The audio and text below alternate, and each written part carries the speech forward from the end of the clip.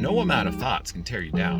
And once you realize that, you can start doing the work. Hello, friends. It is quite the grubby morning here in Dallas, Texas. It's actually 8 a.m.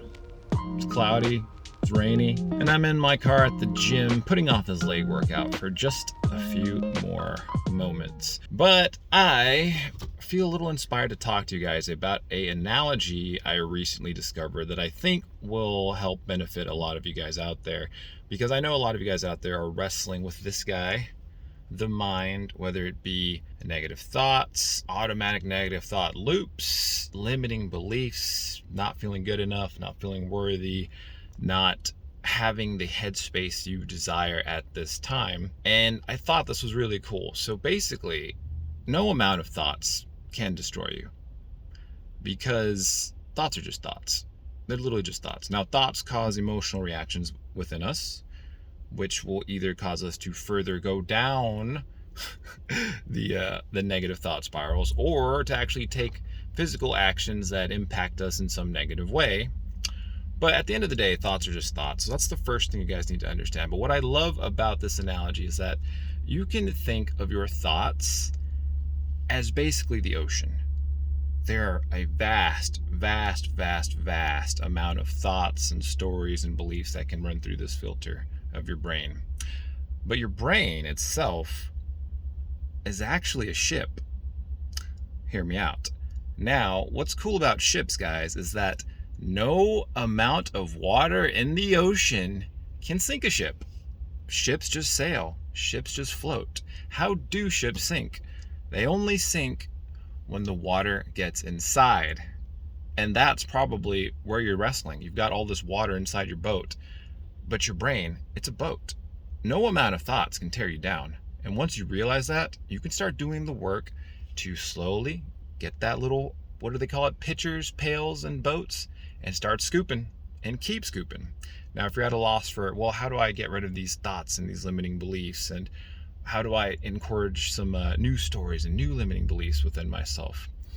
The simple answer is it does take time, but at the core basis of getting rid of like negative thoughts, limiting beliefs, a lot of it is you, one, sit with it, feel it to heal it. Once a thought is replayed enough times, it usually runs its course and fades away. Now, sometimes without our knowledge, we do get addicted to the same negative thought spirals. I was guilty of this, I realized, in my late 20s. Like, when I look back on it, I think low-key I was addicted to self-sabotage and being in pain. Whenever anything would go wrong, I would just grab that alcohol, find the bottle, drink my sorrows away, listen to the emo rap, Lil Peep, shout out, and just kind of stay there. But I think a lot of it was that emotional state, and I don't even know how this happened. That just became my comfortable baseline, and it became the place where I just kind of like lived and I felt comfortable in, and I didn't feel like worthy of like experiencing like good emotions, or just being happy and healthy and enjoying life. Like, for as sad as that is to say, that was just like my emotional state at that time, from just all the external things that had happened to me and all of the ways my character had just shifted in my younger years. But luckily, after enough scooping, here I am today, guys. But that's the other thing. Like, be mindful. Are you addicted to the negative thought spirals? Because sometimes we secretly are. It's weird that we get addicted to bad emotions, but it's not that we're addicted to the bad emotions. We just become addicted to what feels comfortable. And if we've wrestled with a lot of like bullshit and we've been stuck in an emotion for a long time, we actually kind of get a little bit addicted to staying there. But knowing it is literally half the battle. And now that you know this, you can ask yourself, like, is this really bothering me, or do I just feel like this is my comfort zone? So we've said you got to sit with it,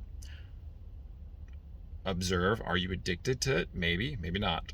3, you got to do the work to let it go. And meditation is basically the biggest thing to do. Sit down, breathe it out for 20 minutes, let go of thoughts. And I forget who this girl's name was. Her name was Emily something. She's like a really big meditation coach on YouTube. But according to research, meditation, like deep meditation and just sitting still and doing nothing, like being in your body, like being it, like just being in your 5 senses. Taste, what are you seeing behind your closed eyes? What are you smelling? What are you feeling externally? Um, uh, what am I forgetting? The fifth sense. Oh, hearing. what you're listening to. So when you sit in silence and in your five senses long enough, it's almost like your brain gets the chance to just start going through all the files. Like imagine your brain is, we're gonna have two analogies this time. Imagine your brain is like just this office and there's all this paperwork everywhere. It's on the desks, it's on the floors, cabinets are open, nothing's alphabetized. When you actually do the act of meditation, it's basically the equivalent of cleaning up the office. You start to file everything. Everything starts to get organized. Things start to make sense. Everything has its place. Things you no longer need get dropped. And that is the easiest way to do it. And then understand it is a patient man's game. This change doesn't happen overnight, but it does happen. But also what you need to know about change is that it's very much a spectrum, and it's almost like a graph. Like you will start noticing changes, you'll feel a lot better, and then you'll have this dip, and then you'll be like, hey, why am I feeling bad again? I've been doing the work. This doesn't make sense. Why am I feeling like shit again? No, that's the worst thing you can do. If you do that, you're going to go back down the spiral. It's, oh, this is normal. This is how growth and shifting actually happens. It's like this, guys. Over time, you're going up, you're going up, you're going up, you're going up, and it just keeps getting better and better. And like even me now at this phase where I really just feel like I finally shifted into just the man I've always been meant to be, I still have those negative thoughts. I still have random things flare up from time to time, but they're just thoughts to me now because I don't let anything get in my boat. I have realized the importance of not letting anything get in my boat, so I just do it. It comes and it's just a thought. I let it go. I don't associate with it. It doesn't determine my self-worth. It doesn't determine my self-esteem. It doesn't mean I'm a bad person. It doesn't mean I'm not living a good life. Thoughts are just thoughts and they don't mean anything. And it sucks that sometimes we can be our own worst enemy. African proverbs. If there's no enemy within, the enemy outside can do us no harm. Oh man, they're just running at me today. But it's so true, guys. It really is true. So we've identified the thoughts. We've learned to sit with it, feel it to heal it. We have learned to meditate, to let them go. And then the last thing, I think, is telling yourself the better story and the more empowering narrative that you want. So that way you can actually do the work to drop your limiting beliefs.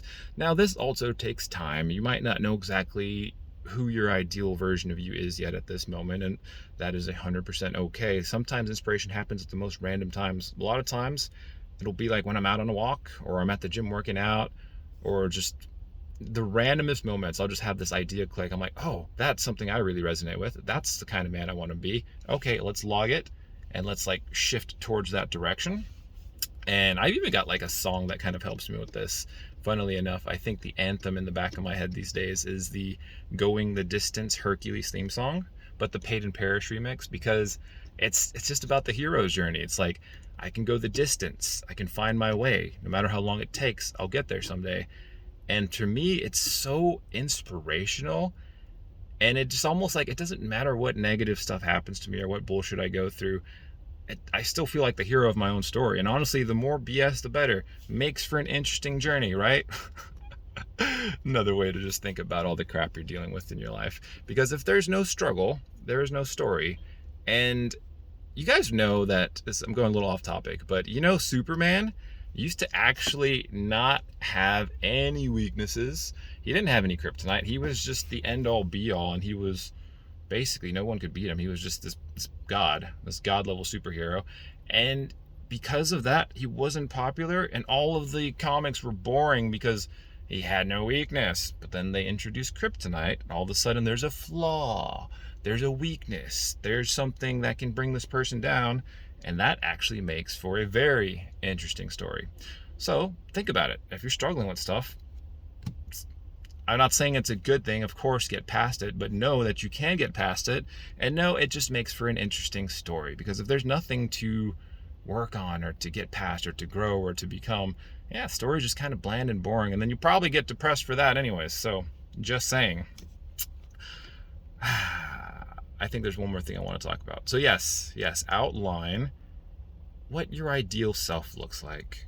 Values, mission, personality, charisma, and then shift towards that. And then if you've got really bad limiting beliefs that you need to undo, write them down, journal them, and then write down the opposite, the one that you want to believe. And understand that all of this does take time. But here's the thing, guys.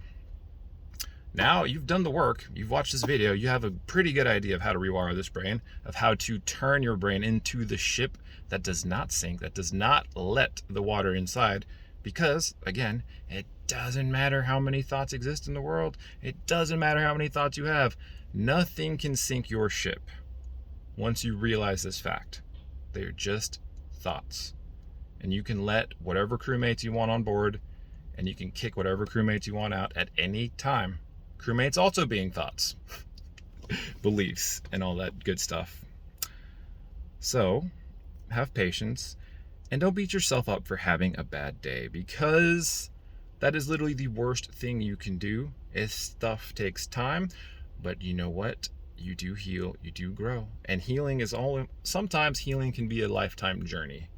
So don't feel like you need to get to this like magical benchmark and it's like, oh, I'm 100% healed. Like, I'm sure there's still stuff in my past, nothing's coming to mind right now, that I can think of. And if I think about it enough, I might still get like a little hurt, a little jolt, a little pain. But it's not inhibiting me in any way, and it's not messing up my character, and it's not messing up my life direction or who I am. And that's how I know I've processed most of it. And if you do find yourself having like a relapse of emotions and feeling just, shit, like you're stuck in your old loops, just be there and know that it's okay. There's nothing wrong with being there. You've identified the things necessary to change. You're doing your best. That's all you can do. And if it flares up again and you're back there, the best thing you can do is just be. Just sit with it. Just be. You don't have to judge it. It doesn't mean you're a bad person. It doesn't mean you're awful. It doesn't mean you're not going to live a good life. It doesn't mean your story's shit. You've still got so much left. There's so much story left. There's so much life to live. There's so much growth and amazingness and richness for you to get out there and experience. So don't let those thoughts hold you back. And now it's time for my leg workout. Love you guys. I'll see you on the next one. Yeah, I'm about to fade away, cause every time I wake up I feel like it's Monday. Something's going wrong with all the chemicals up in my brain. All of a sudden I don't look at anything the same way. Gotta build up of my thoughts sitting in an ashtray. I'm sorry that I'm so inconvenient, okay. Just let me be me and I'll stay out of your way.